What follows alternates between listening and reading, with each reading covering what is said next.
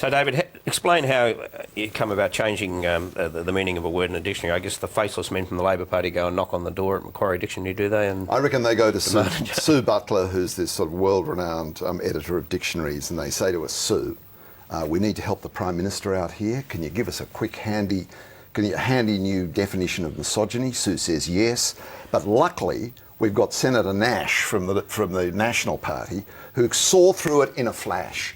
She saw what was going on here, the corruption of a once fine dictionary in order to save the Prime Minister. Or it could have been catching up with a slippery word that has changed its meaning a bit. in the end, doesn't it, it depends on what Julia Gillard had in mind, Nikki, when she called Tony Abbott a misogynist. It does, and it's all in the timing, isn't it? I mean, we have Julia Gillard coming out with this speech, and next thing you know, Macquarie is changing the definition of the word. Don't now, you feel I'm not if saying only that politics, the two are connected, if David. only I'm politics just could be saying so well organised? It's a happy coincidence, of course. You're too forgiving. You're too forgiving. This was a meticulously arranged plot.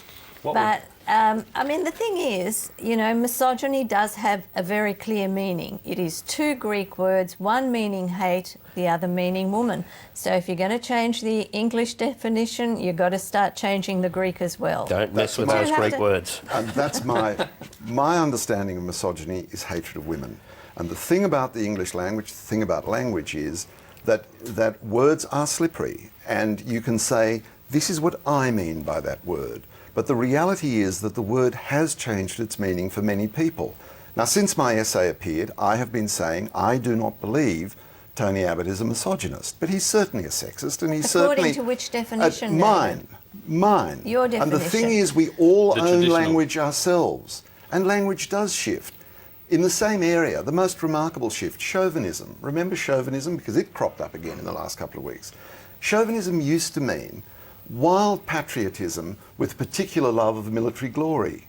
But in the 60s and 70s, it came to mean something else. It came to mean sexism.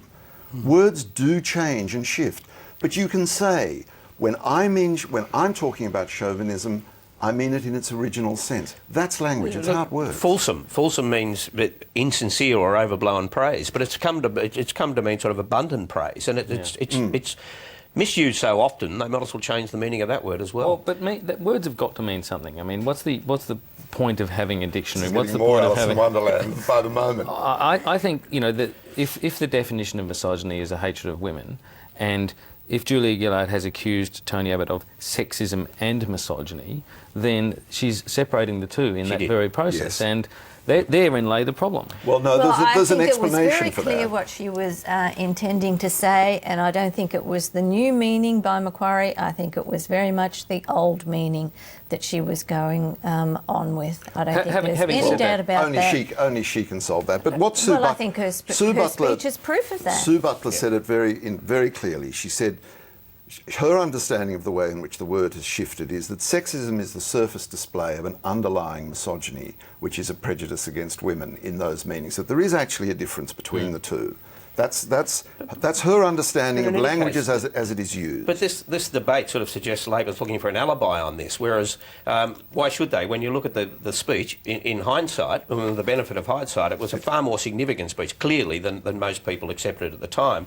George Megalogenis had some interesting figures in the Australian yesterday when he said that 3 million hits on YouTube so far, but that runs at 200,000 a day. Now, Kevin Rudd's Stolen Generation speech got 200,000 hits in 4.5 years.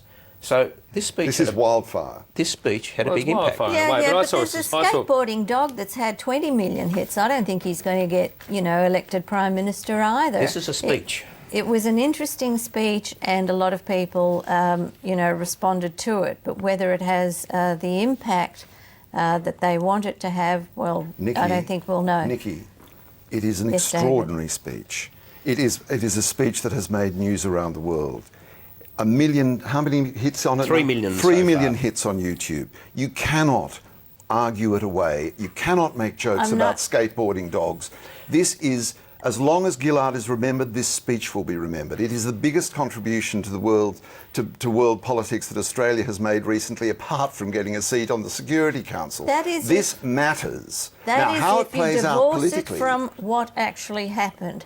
That was a speech about sexism and misogyny, and then she went on to vote for a man who was a sexist and a misogynist. This is a Now, speech how you that can rises above separate its one squalid from the other, circumstances. I don't People think do. so. I think Look, it's squalid. I think what's interesting Full is stop. that those 3 million hits are interesting, but I saw a poll midweek that Barack Obama has 63% support in Australia and Mitt Romney has 9%. I'm not sure how what's the that relevance fits. of that? but Well, the point is that a lot of these 3 million people aren't voting in Australia. I mean, there are lots of people around the world. Julia Gillard, Well, I'm when not she talking about in terms of shifting polls. No, I'm talking about in terms of the significance of the speech and the fact that it was virtually ignored by the Canberra Press Gallery in favour of the story about how the vote But went. I think Nikki's right. I think the reason a lot of people are looking at the speech is because they see it abstracted from its circumstances. They're not interested in the Well, why fact that... can't they see it abstracted from its circumstances?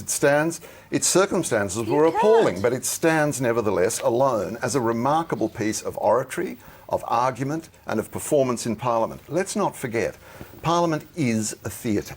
But you And can't that was- separate it from what it was about, which was about People the are, slip. Nikki. People are. People You are. can't Well- say you can't. People are. Millions of people are.